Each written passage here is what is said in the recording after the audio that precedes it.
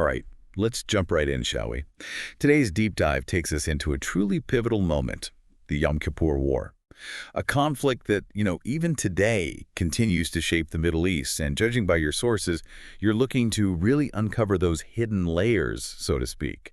I'm excited to unpack these complexities, and I'm sure our expert is as well. Absolutely. It's remarkable how a war that, lasted less than a month had such long-reaching consequences, not just in the region, but, globally. Yeah, and it's interesting, right? The Yom Kippur War, I feel like it's often overshadowed by the Six-Day War, but the implications are just as profound. Right, and what's particularly intriguing is how it shattered these long-held assumptions on both sides of the conflict, really, ultimately. I mean, it completely reshaped the geopolitical landscape. I was reading through one of your sources, and there was this point that really stood out to me. And they were mentioning how the war fundamentally changed Israel's sense of security. Like before 1973, after that swift victory in 67, they had this aura of invincibility. But the Yom Kippur War, well, even though they retained control of the disputed territories, it exposed these vulnerabilities they hadn't really, I guess, anticipated. You've hit a key point there, and I think it's directly tied to that element of surprise, at the very beginning of the war. Yeah. Yom Kippur, I mean, we think of it as this solemn occasion, a day of atonement, reflection. But in 1973, it became the backdrop for a very meticulously planned surprise attack Right. by Egypt and Syria. It's something that's very well documented in the sources you sent over. Yeah, and it wasn't just any day for the Arab world either, right? The attack coincided with Ramadan. It's like Yeah. another layer of complexity to the situation. It really makes you think about the historical ironies at play. Oh, absolutely. The fact that both sides, they were observing these major religious holidays when the first shots were fired, it adds, I think, this dimension of cultural and religious significance that's often overlooked. And it makes you pause. Consider that human side of the conflict, the lives disrupted, sacrifices made. And this brings us to the question of why war? Yeah. The sources you provided, they delve into this complex web of motivations behind Egypt and Syria's decision to launch this coordinated attack. Well, and it wasn't just about reclaiming the Sinai Peninsula and the Golan Heights, which had been lost in the Six-Day War, was it? There was a deeper emotional current running through this whole conflict, almost like a yearning to restore, I guess, what they perceived as lost honor after that 67 defeat. Yes, exactly. Your sources really highlight the leadership of President Anwar Sadat of Egypt and President Hafez al-Assad of Syria, both deeply invested in changing that narrative. And for Sadat, I think it was about demonstrating that Egypt, despite their previous defeat, was a force to be reckoned with. He wanted to challenge Israel's military supremacy, force them to the negotiating table. So it wasn't necessarily about achieving a decisive military victory, but more about shifting that balance of power, regionally and on the world stage. Exactly. It was a calculated risk. And I think the initial success of the surprise attack really speaks to the strategic planning that went into it. I mean, think about it. The Egyptians, they managed to cross the heavily fortified Suez Canal, overwhelmed Israel's Bar-Lev line, which, they thought was impenetrable. Yeah, one of the sources I sent you actually had this incredible account from an Israeli soldier, and he was stationed along the Bar-Lev line. And he described the sheer shock of seeing Egyptian troops pouring across the canal. Wow. It's a scene, he said, that seemed almost surreal, especially, on such a holy day. And it wasn't just sheer numbers that gave the Egyptians that edge. The sources also point to the role of advanced Soviet weaponry, particularly anti-tank missiles, like the Sagar, for example. They proved, highly effective against Israeli tanks, really negated that technological advantage Israel had, at least in the early stages of the war. It's fascinating, right? So it's like a case study almost in how military technology can be a game changer in warfare. And it wasn't just happening on the Egyptian front, was it? Syria was also making significant gains on the Golan Heights. Absolutely. They launched this simultaneous offensive, deploying a massive force that initially outnumbered the Israeli defenders. Whoa. Yeah, and they managed to recapture much of the territory they had lost in 67, Wow. pushing the Israelis back and creating this sense of urgency on that front. It's like this perfectly synchronized two-pronged attack almost, right? Yeah. Designed to catch Israel off guard, exploit their vulnerabilities. It makes you wonder how Israel, facing this coordinated assault, could possibly regain the upper hand. Well, and that's where we get into the Israeli response, Oh, a okay. story of resilience and military adaptation. That's Equally captivating, I think. Okay, I'm all ears. This is where the narrative takes an unexpected turn. Right. It wasn't going to be an easy victory for either side, so they were hit hard and fast on two fronts. But what I find remarkable, looking at the sources you've sent, is how quickly Israel mobilized, Yeah.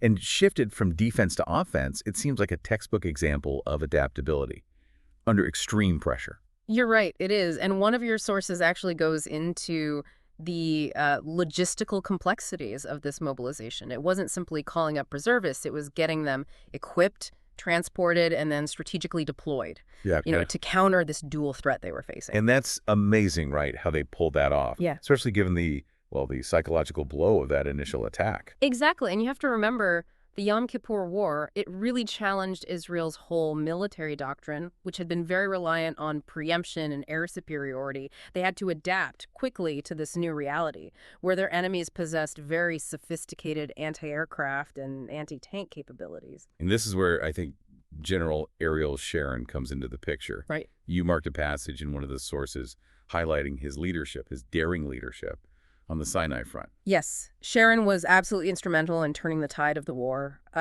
His decision to cross the Suez Canal and encircle the Egyptian Third Army, it was a risky maneuver.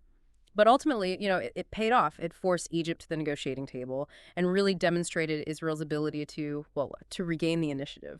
It's almost like taking that strategic disadvantage and flipping it into an advantage, using the element of surprise against the very enemy who had used it so effectively. Precisely. And while, Sharon was orchestrating that counteroffensive in the Sinai, the battles on the Golan Heights were equally intense. The sources, they describe this brutal back-and-forth struggle for control of this very strategically vital territory. The Golan Heights, overlooking northern Israel, southern Syria, it was a crucial battleground. Yeah. And the sources I sent really emphasized just the sheer ferocity of the fighting there. Oh, absolutely. And this was all happening, against the backdrop of the Cold War. Right. The U.S. backing Israel, the Soviet Union supporting Egypt and Syria. And this superpower rivalry just added another layer of tension to the conflict. Yeah. One of the sources I shared, it mentions how close the world actually came to a direct confrontation between the U.S. and the Soviet Union. Wow. The U.S. was airlifting supplies to Israel, while the Soviets, they were threatening to intervene. Yeah. It's a chilling thought, right? How easily things could have escalated. Yeah, it's a sobering thought, and it speaks to that precarious balance of power that really, defined the Cold War. The Yom Kippur War wasn't just a regional conflict. It had the potential to draw in the superpowers and ignite a much wider war. Thankfully, it didn't come to that. The UN, they intervened and brokered a ceasefire, even though there were some delays and continued fighting.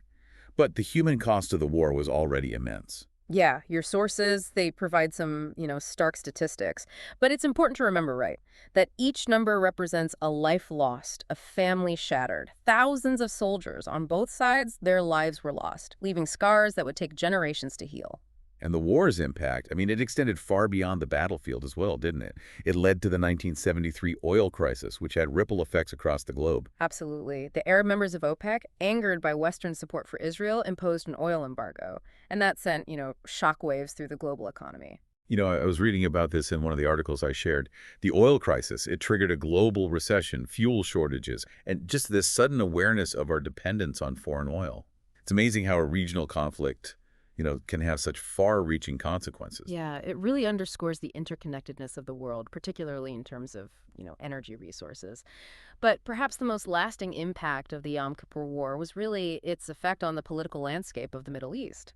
Right, and that's something we need to dig into. The war, even though it was a military stalemate, in a lot of ways it paved the way for those future peace negotiations, right, between Israel and Egypt. Yeah, it's amazing to think that such a destructive event could eventually lead to a groundbreaking peace treaty. It speaks to the power of diplomacy, even in the aftermath of such a brutal conflict.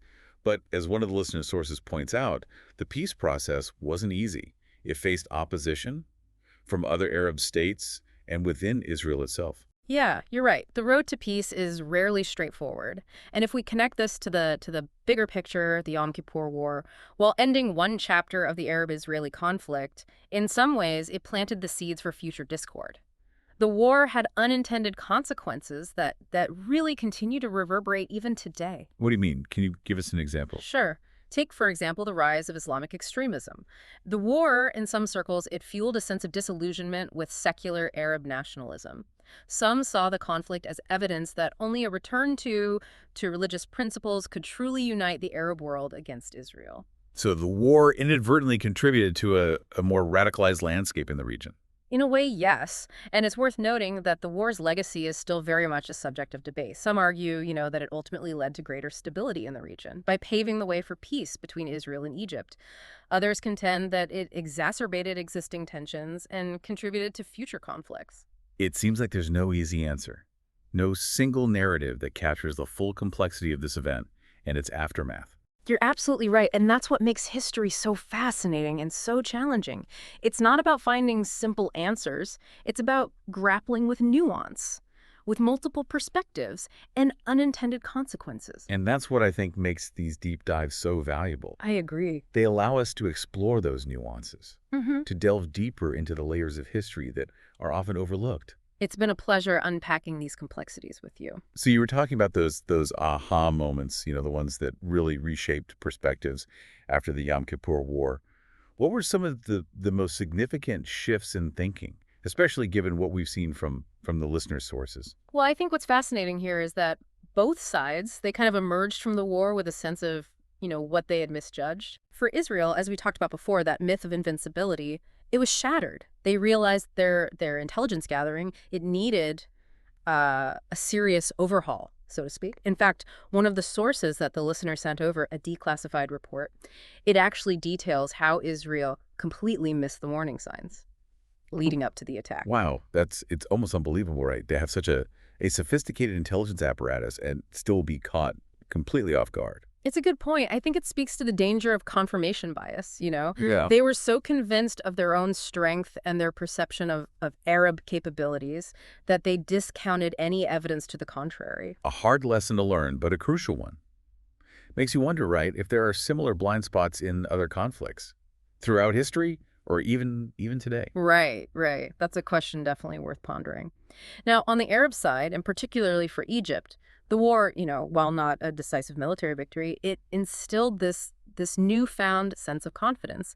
They had proven that they could challenge Israel's military dominance. And that shift in perception, like your analysis of the listener's sources points out, it had a direct impact on the peace process, didn't it? It did, yeah. The Yom Kippur War, in a way, set the stage for the Camp David Accords in 1978, Yeah. and the subsequent peace treaty, between Israel and Egypt in 1979.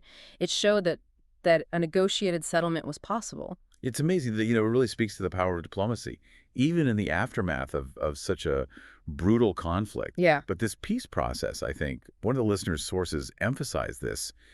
It was far from, smooth sailing. It faced opposition from other Arab states and even within Israel itself. No, absolutely.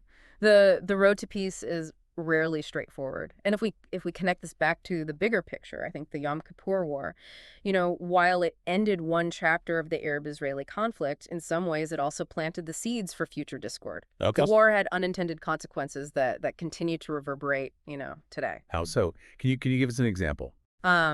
Well, take the rise of Islamic extremism, for instance. The war, in some circles, it fueled a sense of disillusionment with secular Arab nationalism. Some saw the conflict as evidence that only a return to religious principles could unite the Arab world against Israel. So the war, in a way, inadvertently contributed to a more radicalized landscape in the region. Yeah, in a way, yes. And it's important to note that the war's legacy is still very much a subject of debate. Right. Some argue that it ultimately led to greater stability in the region by paving the way for peace between Israel and Egypt. Others, they contend that it exacerbated existing tensions and contributed to future conflicts. It seems like there's no easy answer, really. No single narrative that captures the full complexity of this event and its aftermath. That's right. And that's what makes history so fascinating and so challenging. Yeah. It's not about finding simple answers. It's about grappling with the nuance, with the multiple perspectives and those unintended consequences. And that's what makes these deep dives so valuable, wouldn't you say? They allow us to really explore those nuances, to delve deeper into those layers of history that are often overlooked. So to our listener, wow, thank you so much for providing such thought-provoking sources. It's clear you've done your homework.